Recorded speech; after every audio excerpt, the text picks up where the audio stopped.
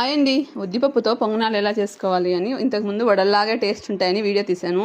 ఎలా చేసుకోవాలి అక్క అని చాలామంది కామెంట్ చేశారు.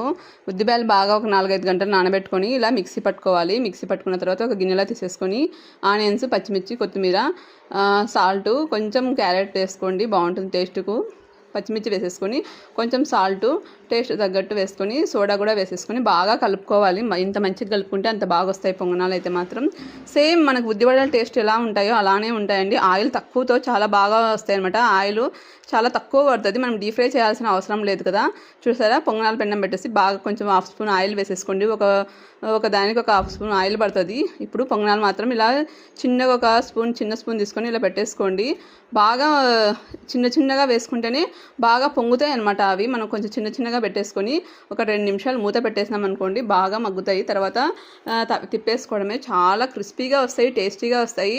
షేప్ మాత్రం ఇలానే వస్తాయి, ఎందుకంటే గట్టిగా ఉంటుంది కాబట్టి పిండి చాలా సాఫ్ట్గా ఉంటాయి. మాత్రం టేస్ట్ మాత్రం మనకు ఉద్దివడల టేస్టే వస్తుందండి. చూసారా ఎంత బాగా వచ్చాయి. ఈ వీడియో నచ్చితే లైక్ చేయండి.